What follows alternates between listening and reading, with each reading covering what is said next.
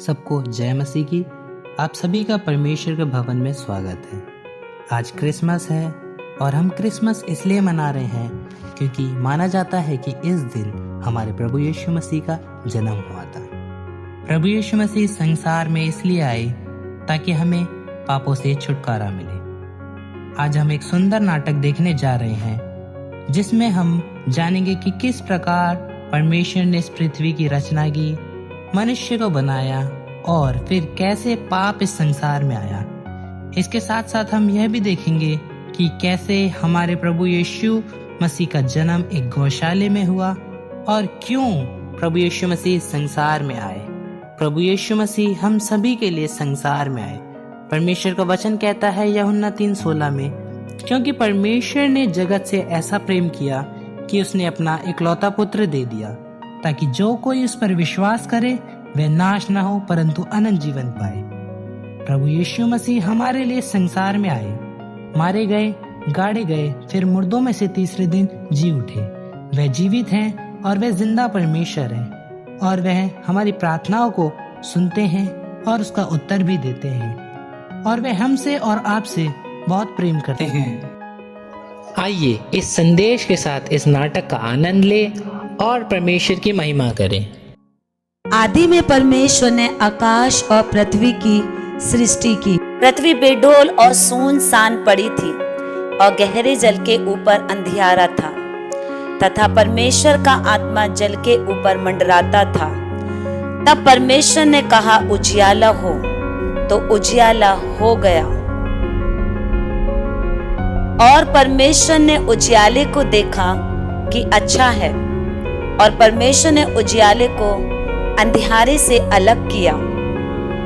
और परमेश्वर ने उजियाले को दिन और अंधियारे को रात कहा।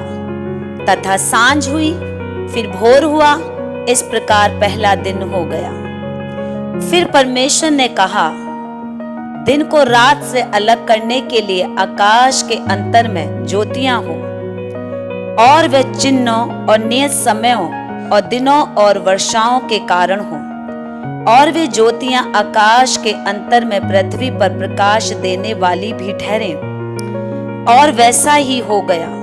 तब परमेश्वर ने दो बड़ी ज्योतियां बनाई, उनमें से बड़ी ज्योति को दिन पर प्रभुता करने के लिए और छोटी ज्योति को रात पर प्रभुता करने के लिए बनाया।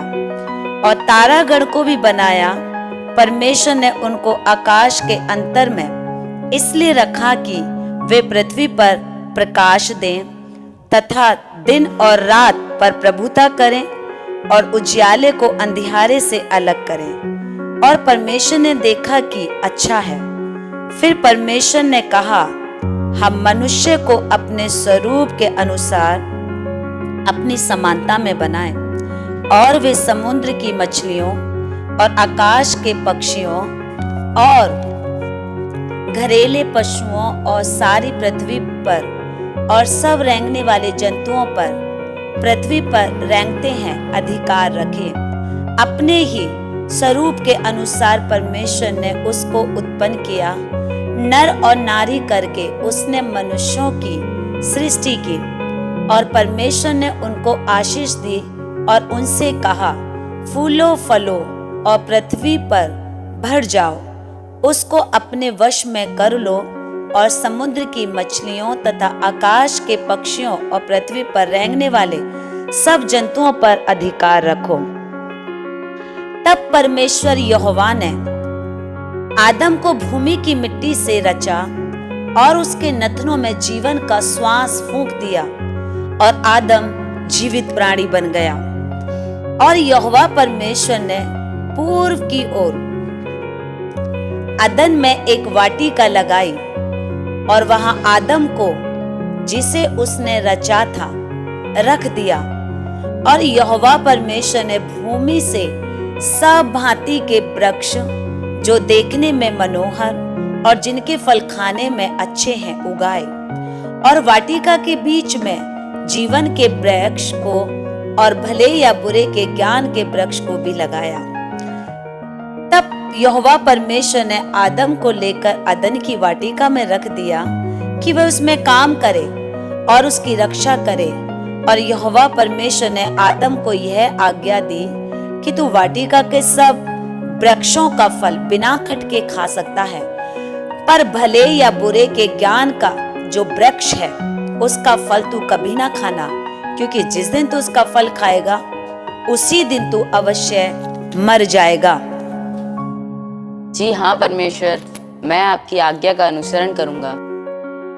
फिर यहोवा परमेश्वर ने कहा, आदम का अकेला रहना अच्छा नहीं, मैं उसके लिए एक ऐसा सहायक बनाऊंगा जो उससे मेल खाए। और यहोवा परमेश्वर भूमि में से सब जाति के बनेले पशुओं और आकाश के सब भांति के पक्षियों को रचकर आदम के पास ले आया कि देखे कि वह उनका क्या क्या नाम रखता है। और जिस जिस जीवित प्राणी का नाम आदम ने रखा वही उसका नाम हो गया।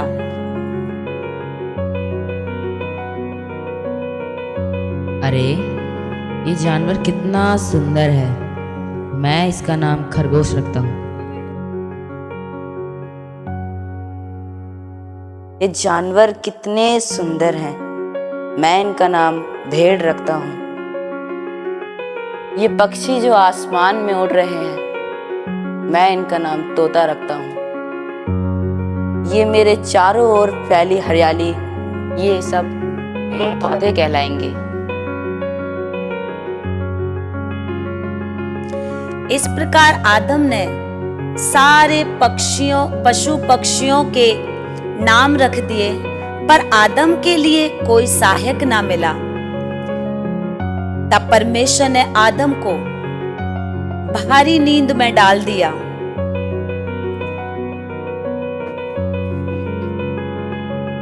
और जब वह सो गया तब उसने उसकी एक पसली निकालकर उसकी जगह मांस भर दिया। और यहोवा परमेश्वर ने उस पसली को जो उसने आदम में से निकाली थी स्त्री बना दिया और उसको आदम के पास ले आया।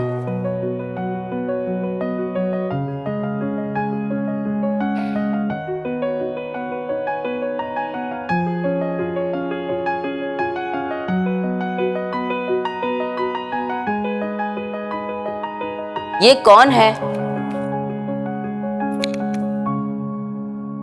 अरे ये तो मेरे मांस में का मांस और मेरी हड्डी में की हड्डी है। क्योंकि ये मेरे मांस में का मांस और मेरी हड्डी में की हड्डी है, इसलिए यह नारी कहलाएगी। क्योंकि ये नर में से निकाली गई, इसलिए मैं इसका नाम हव्वा रखता हूँ। आओ हव्वा, मैं तुम्हें इस वाटिका में घुमाता हूँ।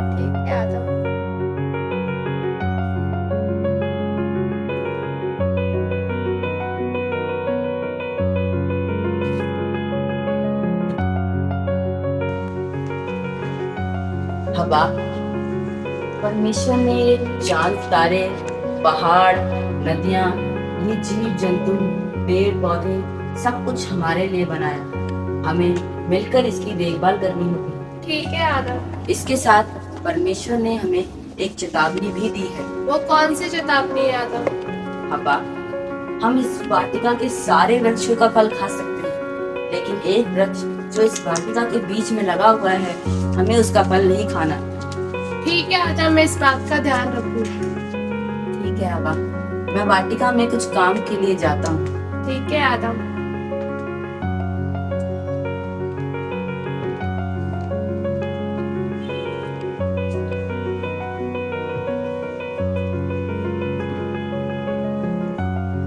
परमेश्वर ने ये चांद, ये सितारे, ये पेड़, ये पौधे परमेश्वर ने कितना सुंदर बनाया। परमेश्वर हमसे कितना प्यार करता है। परमेश्वर ये सारी चीजें हमारे लिए बनाई है।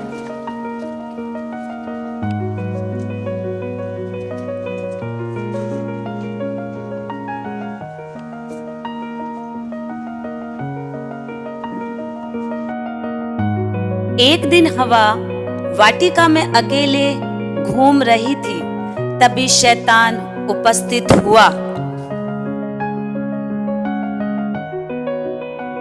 हव्वा, हव्वा, हव्वा, ये किसकी आवाज आ रही है? हव्वा, हव्वा। ये मुझे कौन बुला रहा है? चलो एक बार जाके देख लेती हूँ।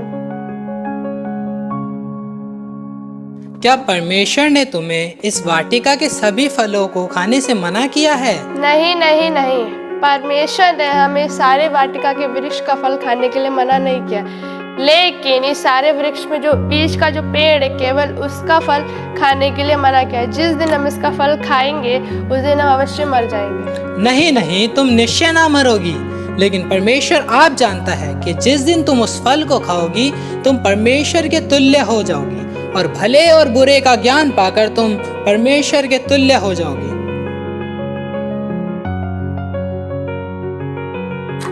ये फल देखने में कितना सुंदर है, चाहने के योग्य है, बुद्धि देने वाला है। चलो मैं इसको एक बार तोड़ के खा लेती हूँ।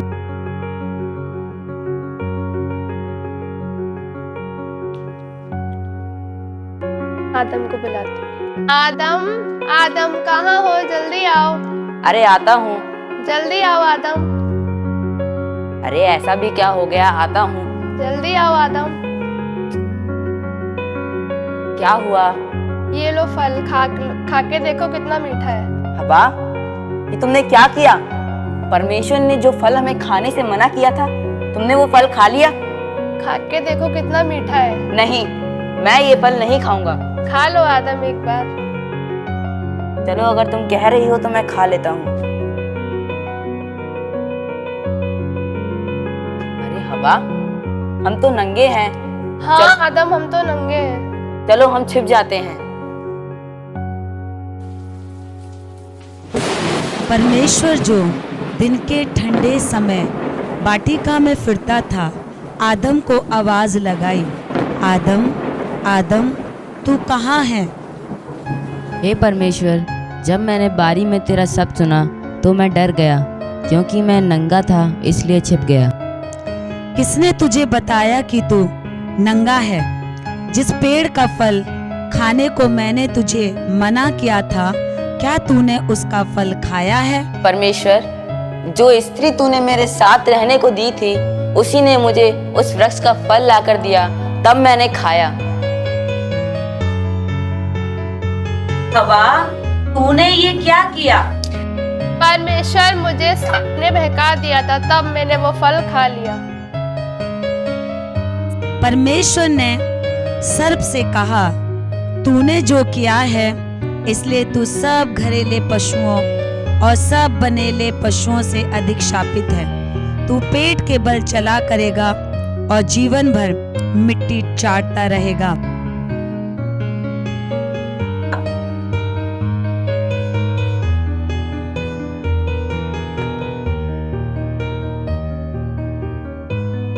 हवा, तूने जो सर्प की बात मानकर जो फल खाया है, मैं तेरी पीड़ा और तेरे गर्भवती होने के दुख को बहुत बढ़ाऊंगा। तो पीड़ित होकर बालक उत्पन्न करेगी और तेरी लालसा तेरे पति की ओर होगी और वह तुझ पे प्रभुता करेगा। आदम, तूने जो अपनी पत्नी की बात सुनी और जिस वृक्ष के फल के विषय में मैंने तुझे आज्ञा दी थी कि तू उसे ना खाना, उसको तूने खाया है, इसलिए भूमि तेरे कारण शापित है। तू उसकी उपज जीवन भर दुख के साथ खाया करेगा।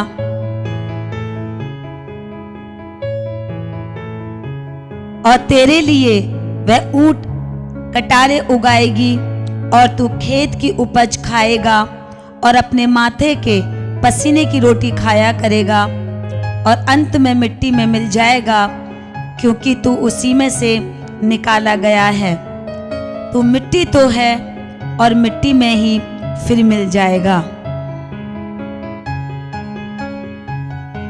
मनुष्य भले बुरे का ज्ञान पाकर हम में से एक के समान हो गया है, इसलिए अब ऐसा ना हो कि वे हाथ बढ़ाकर जीवन के वृक्ष का फल भी तोड़ के खा ले और सदा जीवित रहे।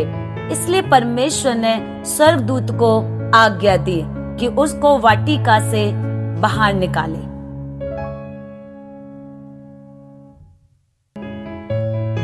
तुमने जो परमेश्वर की आज्ञा का उल्लंघन किया है, इसलिए तुम दोनों को अदन की वाटिका से बाहर निकाला जाता है।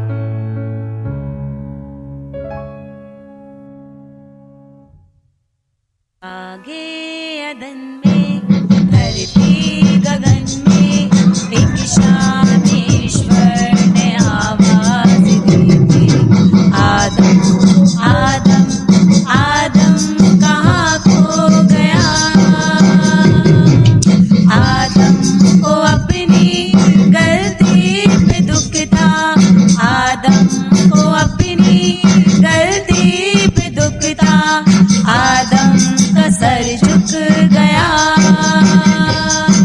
बागे अदन में, धरती गगन में, एक शाम ईश्वर ने आवाज दी थी, आदम आदम आदम कहाँ खो गया।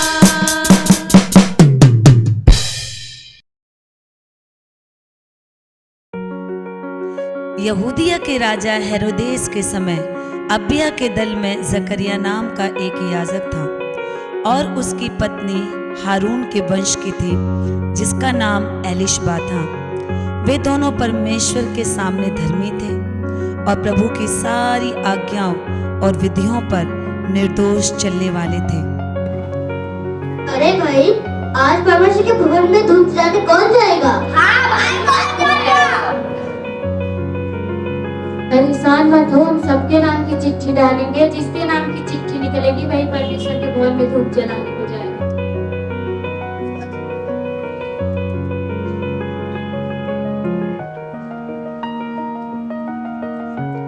अरे, ये तो जकरिया के नाम की चिट्ठी निकली है।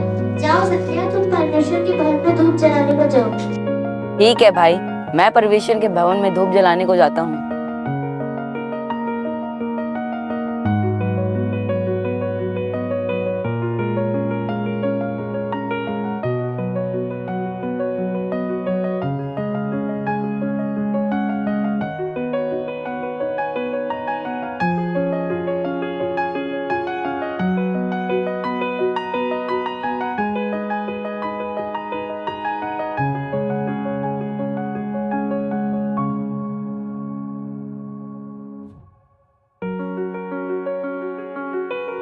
जकरिया,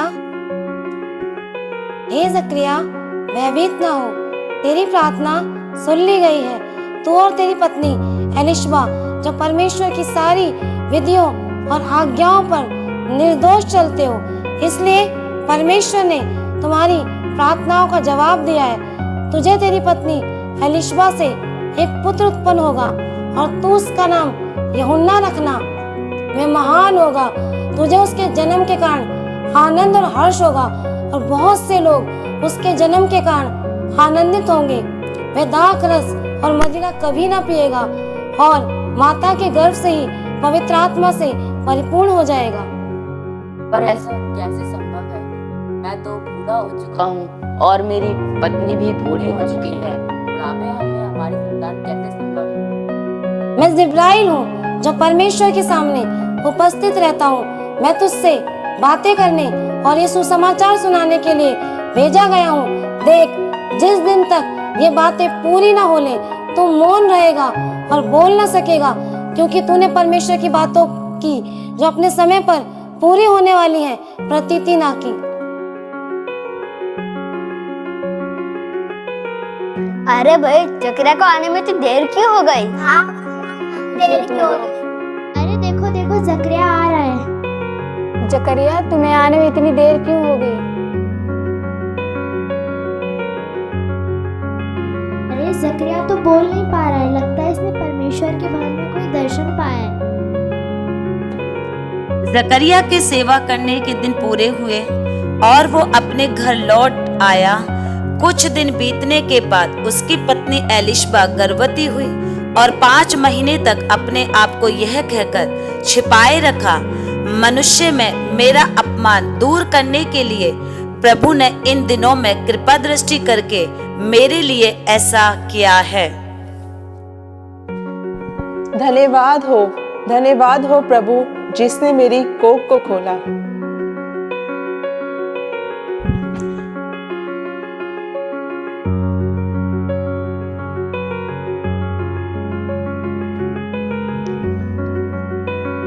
परमेश्वर की ओर से जिब्राइल स्वर्गदूत गलील के नासरत नगर में एक कुआरी के पास भेजा गया, जिसकी मंगनी यूसुफ नामक दाऊद के घराने के एक पुरुष के साथ हुई, और उस कुआरी का नाम मरियम था।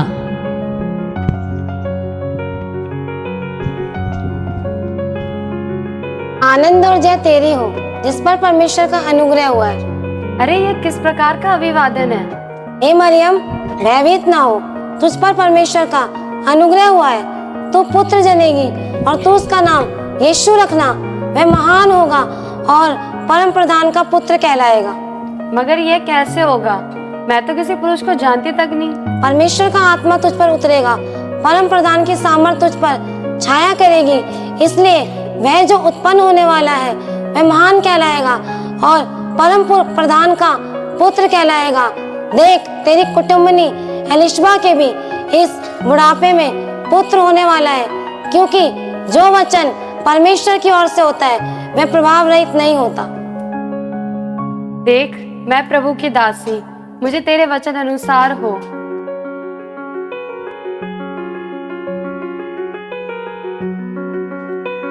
अरे बड़े दिन हो गए, मैं अपनी बहन एलिशबा से मिली नहीं। चलो आज मैं उससे मिलकर ही आती हूँ। नमस्कार एलिशबा बहन। नमस्कार मरियम बहन। कैसी हो आप? मैं अच्छी हूँ, तुम कैसी हो? मैं भी ठीक हूँ। आओ अंदर आओ। आओ बैठो बहन। और कैसे आना हुआ तुम्हारा? मैंने सोचा कि बहुत दिन हो गए कि मैं तुम्हारे पास नहीं आई, तो मैं तुमसे मिलने के लिए चली आई।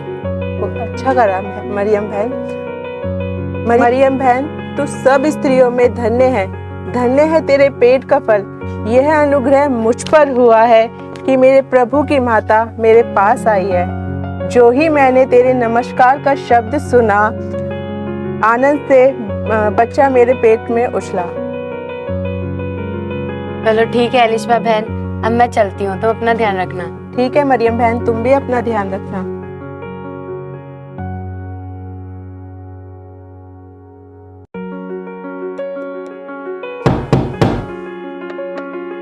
यूसुफ भाई हैं क्या? हाँ भाई हैं, आ रहा हूँ। जी भाई बोलिए। यूसुफ भाई नमस्कार। नमस्कार भाई। भाई मेरी ये कुर्सी टूट गई है, क्या आप इसे सही कर सकते हैं? हाँ भाई, मैं इसे सही कर सकता हूँ, बट आपको शाम को आना पड़ेगा। ठीक है भाई, मैं शाम को आकर कुर्सी ले जाऊँ। ठीक है भाई। ये कुर्सी तो बहुत टूटी हुई है।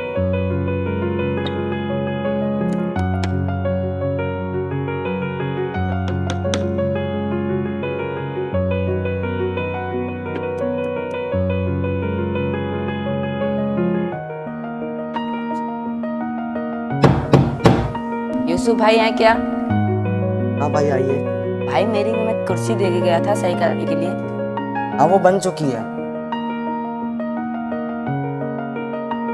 अरे भाई, ये कुर्सी तो सही हो गई। हाँ खराब थी बहुत, ठीक कर दी। यूसुफ भाई, मुझे आपसे कुछ बात करनी थी। जी भाई करिए, बैठिए जरा। यूसुफ भाई, क्या आपको पता है क्या? कि आपकी मंगेतर मरियम पहले से ही गर्भवती है? नहीं। सारे शहर में हंगामा है कि आपकी मंगेतर मरियम पहले से ही गर्भवती है। अच्छा। मैं तो बस सोच रहा था कि आपको बता दूं। चुगली करने की मेरी आदत तो है नहीं, पर आपकी भलाई के लिए सोचा बता दूं। मैं तो कहता हूँ आप उसे छोड़ दो, बाकी आपकी मर्जी। ठीक है भाई, मैं चलता हूँ। ठीक है भाई। ये मैं क्या सुन रहा हूँ? मेरी मंगेतर जो मरियम है वह पहले से ही गर्भवती है।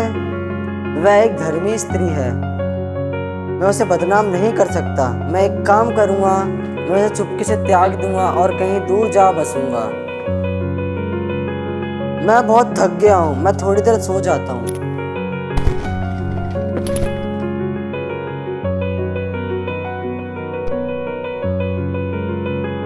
हे यूसुफ, दाऊद की संतान, तू अपनी पत्नी मरियम को अपने यहाँ ले आने से मत डर, क्योंकि जो उसके गर्भ में है वह पवित्र आत्मा की ओर से है।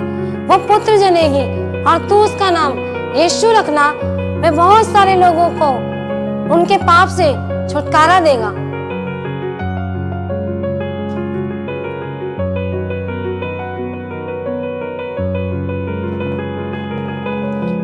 कैसा स्वप्न था? लगता है ये परमेश्वर की तरफ से स्वप्न था। ठीक है परमेश्वर, मैं मरियम को वापस ले आऊंगा और कभी नहीं छोड़ूंगा।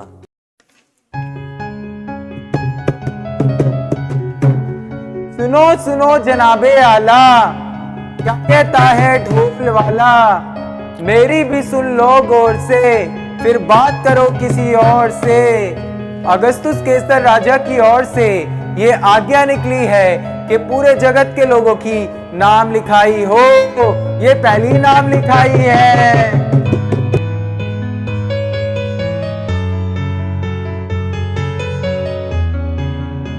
तुम्हारा क्या नाम है और तुम किस शहर से आए हो?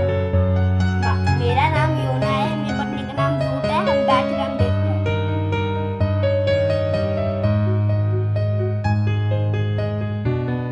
तुम्हारा क्या नाम है और तुम किस शहर से आए हो? मेरा नाम सुलेमान है, मेरी पत्नी का नाम सलोमी है, हम नासरत देश से आए हैं। ठीक है, तुम जा सकते हो।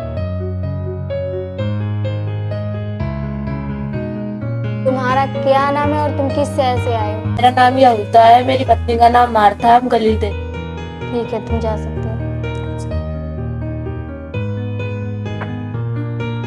तुम्हारा क्या नाम है और तुम किस शहर से आए हो? मेरा नाम यूसुफ और मेरी पत्नी का नाम मरियम है, हम बैतलहम से आए हैं। ठीक है, तुम जा सकते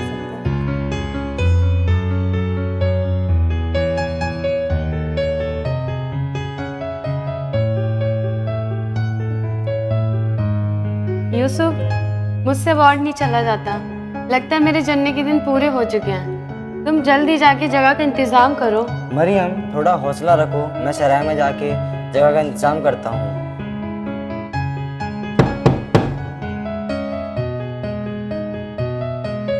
जी, क्या आपके सराय में थोड़ी सी जगह मिल जाएगी? मेरी पत्नी की बहुत तबीयत खराब है।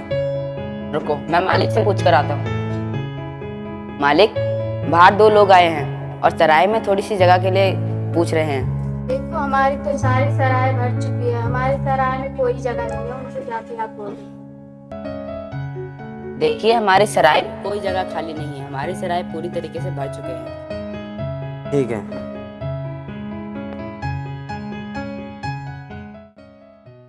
बैतलहम के सराय में कोई जगह ना रही, बैतलहम के सराय में कोई जगह ना रही।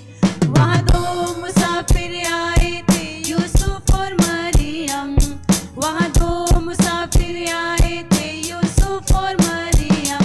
उनके बाप दादों की जगह है ये छोटा बैतलहम, उनके बाप दादों की जगह है ये छोटा बैतलहम।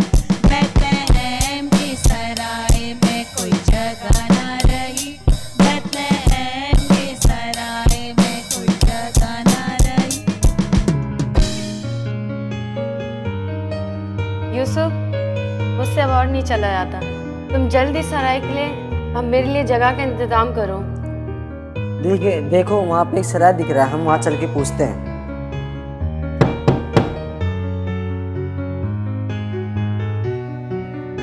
जी, क्या आपके सराय में थोड़ी सी जगह मिल जाएगी? मेरे पत्नी के जन्मदिन के दिन पूरे हो चुके हैं।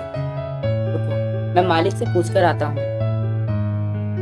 मालिक, बाहर 2 लोग आए हुए हैं और वो सराय में थोड़ी सी जगह के लिए पूछ रहे हैं। बोलू, तुम जाओ और देखो हमारे सराय में जगह है।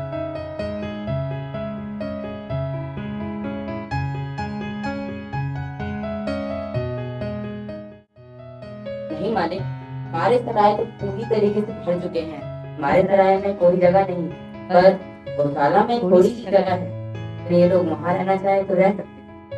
देखो, हमारे सराय में तो जगह नहीं है, लेकिन हमारे गौशाले में थोड़ी सी जगह है, तो आप रहना चाहते हो तो वहाँ रह जाओ। जी हाँ, हम वहाँ पे रह लेंगे। इस प्रकार मरियम के जन्ने के दिन पूरे हुए और उसने अपने पहलोटे पुत्र को जन्म देकर चरनी में रखा।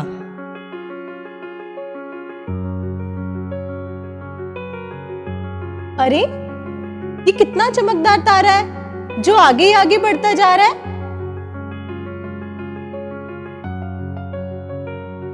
ये कैसा तारा है जो आगे ही आगे बढ़ता जा रहा है, इतना चमक रहा है।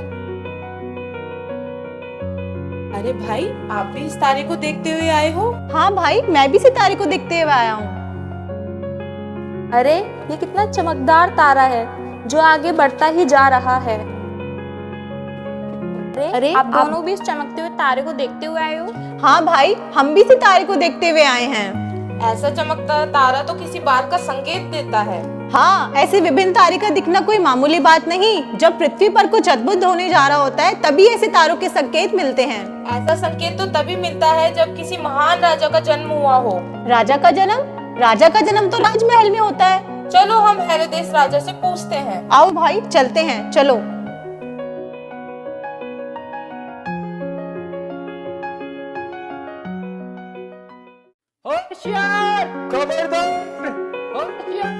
खबरदार, राजा हेरोदेस दरबार में पधार रहे हैं।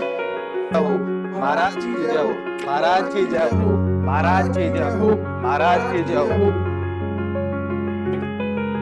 मंत्रियों, हमारे राज्य का क्या हाल चाल है? जी महाराज, आपकी दया से हमारे राज्य में सब कुशल मंगल है। मैं यही सुनना चाहता था। ठहरिए, आप कौन है और कहां से आए हैं? हम 3 मजूसी हैं। हम पूरा देश से आए हैं। हमें राजा हेरोदेस से मिलना है। ठहरिए, मैं पूछ कर आता हूँ। महाराज की जय हो। बोलिए। महाराज, आपसे 3 मजूसी पूर्व देश से मिलने आए हैं। बुलाया जाएगा। जी महाराज, आप जा सकते हैं।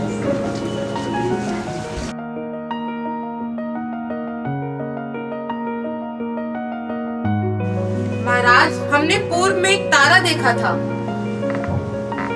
महाराज, जिस बालक का जन्म हुआ है वो कहाँ है? हम उसे प्रणाम करने आए हैं। राजा? कौन सा राजा? हमारे राज्य में किसी राजा का जन्म नहीं हुआ है। ठीक है, मैं अभी आपका शक दूर कर देता हूँ। दरबारियों। जी महाराज। शास्त्री और पंडित को दरबार में पेश किया जाए। जी महाराज। शास्त्री और पंडित दरबार में हाजिर हो। महाराज की जय हो। कहिए महाराज, आपने हमें क्यों बुलाया है? शास्त्री और पंडितों, अपना अपना शास्त्र खोल के बताओ कि राजा का जन्म कहाँ हुआ। ठीक है महाराज। बैतलहम में। तू जो यहूदा के प्रदेश में है, तू किसी रीति से यहूदा के अधिकारियों में सबसे छोटा नहीं, क्योंकि तुझमें से एक अधिपति निकलेगा जो तेरी प्रजा इस्राएल की रखवाली करेगा। जी महाराज, मेरी पोथी में भी यही लिखा है। ठीक है, तुम जा सकते हो। महाराज की जय हो।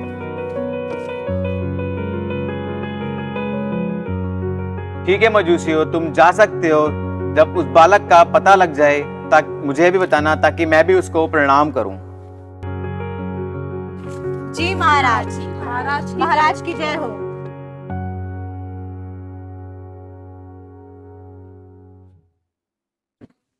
ये मैं क्या सुन रहा हूँ?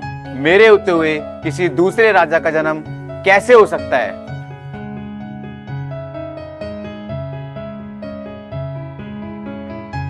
जली को आग कहते हैं, बुझी को राख कहते हैं। जो करता है इस देश पे राज, उसे हेरोदेस बादशाह कहते हैं। मैं इस कली को फूल बनने से पहले ही मसल दूंगा।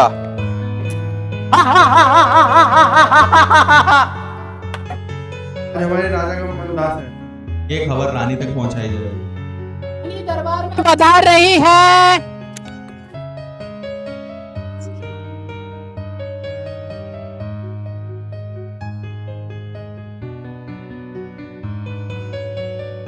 महाराज।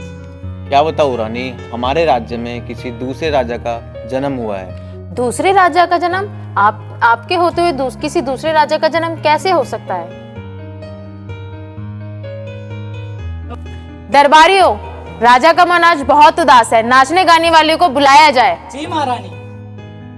नाचने गाने वाले दरबार में हाजिर हो।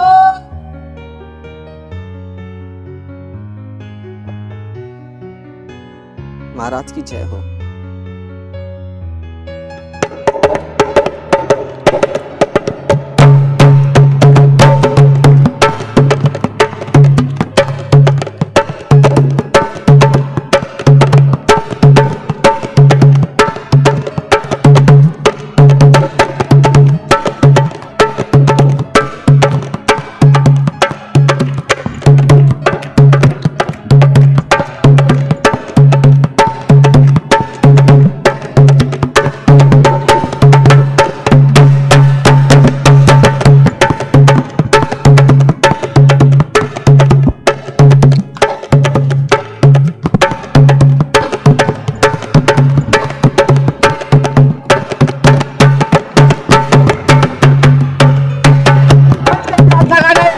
महाराज की जय हो, महाराज की जय हो।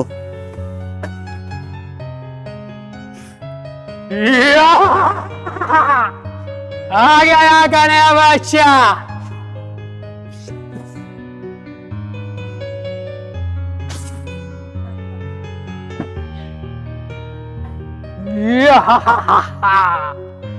लाली लालो, लाली लालो।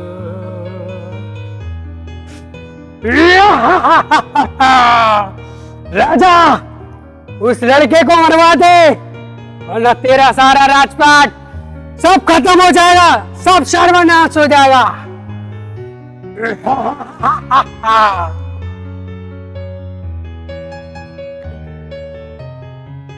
अरे ये कैसा सपना था? मेरी मजूसी मेरे को धोखा देके चले गए। सिपाहियों। जी महाराज। तुम्हें क्या हुआ? पता नहीं महाराज, अचानक से नींद आ गई। मंत्रियों। जी महाराज। बेथलेहम के सभी आसपास के 2 या 2 से कम के बच्चों का कत्लेआम करा दिया जाए। दया करें महाराज, मैं उन बच्चों की जान नहीं ले सकता। आप कहें तो चांद तारे तोड़ दूं, पत्थर में एड़ी मारकर पानी निचोड़ दूं, पर मैं उस मासूम बच्चों की जान नहीं ले सकता महाराज। दया करें महाराज, दया करें। सिपाहियों। जी महाराज। इस देशद्रोही को काल कोठरी में बंद कर दिया जाए। जी महाराज। और उस देश में कितने गडरिये थे जो रात में मैदान में रहकर अपने झुंड का पहरा देते थे और अपने गल्लों की रखवाली कर रहे थे। हाँ भाई, कड़ाके की ठंडी ठंडी है। अरे मोटू भाई, जाकर थोड़ी लकड़ी तो लेकर आओ आग जलाने के लिए। ठीक है, लेके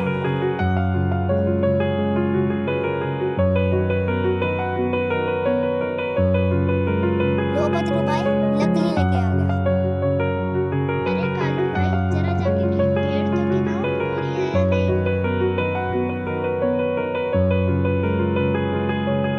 1 2 50 90 100। अरे गोलू भाई, पेड़ तो पूरी है। अरे भाइयों, हमने सुना था एक भविष्यवाणी हुई थी कि प्रभु यीशु मसीह जन्म लेने वाला है, पर अभी तक तो ये भविष्यवाणी पूरी नहीं हुई। हाँ भाई, हाँ। और प्रभु का एक दूत उनके पास आ खड़ा हुआ और प्रभु का तेज उनके चारों ओर चमका और वह बहुत डर गए।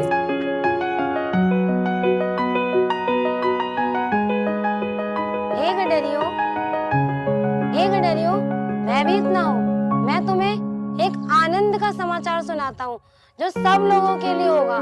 आज दाऊद के नगर बेथलेहम में एक उद्धारकर्ता का जन्म हुआ है। वही मसीह प्रभु है और तुम्हारे लिए इसका यह चिन्ह होगा कि तुम एक बालक को कपड़े में लिपटा हुआ चरनी में पाओगे।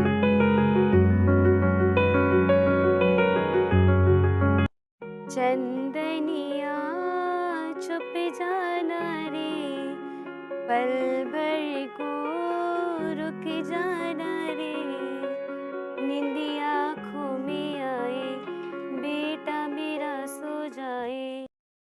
हम 3 बादशाह मशरिके हैं, सजदा करने हम आए हैं।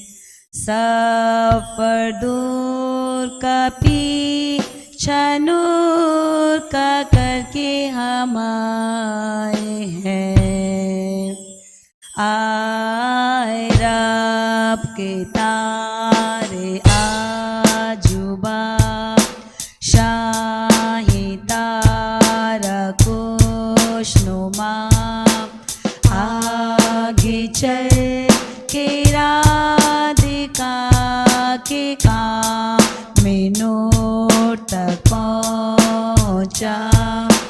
सोना लाया मैं आए बादशाह, बेथलेहम है जिसकी दरगाह।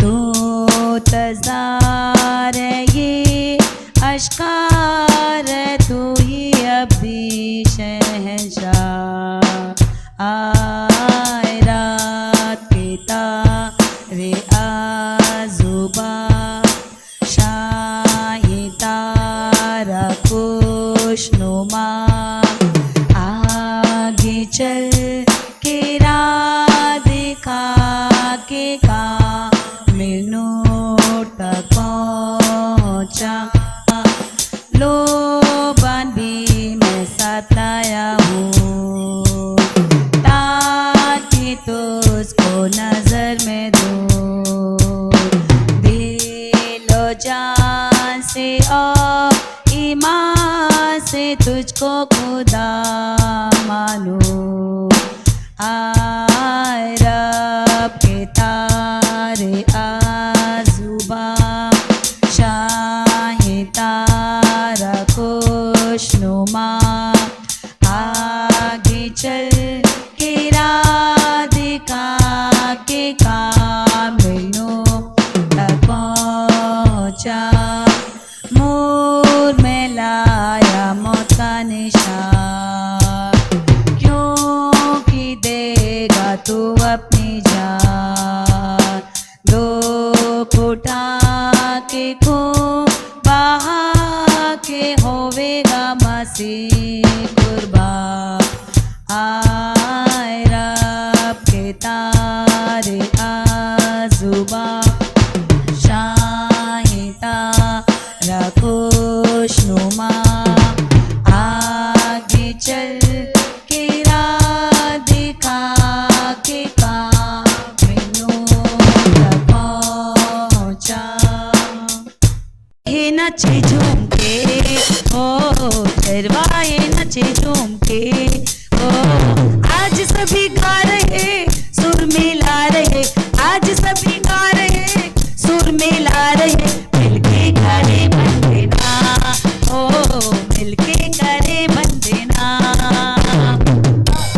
हमको संदेश मिला देवदूत से मरियम ने जन्म वाली यीशु हमको संदेश मिला देवदूत से मरियम ने जन्म वाली यीशु ईश्वर मनुष्य बना बाल यीशु जन्मा आया मुक्तिदाता बन के ईश्वर मनुष्य बना बाल यीशु जन्मा आया मुक्तिदाता बन के चरवाए नचे झूम के ओ चरवाए नचे झूम के ओ मानव को भेंट मिली कैसे अनमोल जिसका दुनिया में नहीं मोल मानव को भेंट मिली कैसे अनमोल जिसका दुनिया में नहीं मोल ईश्वर मनुष्य बना बाल यीशु जन्मा आया मुक्तिदाता बन के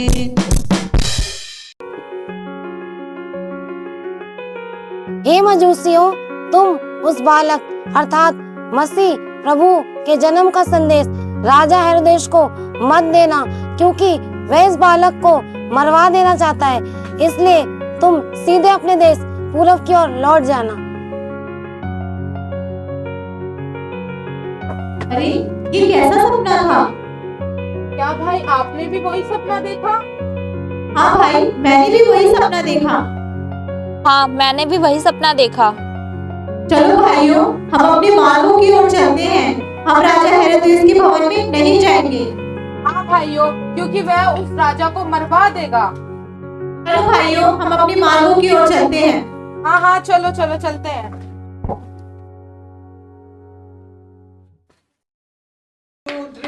हालेलुया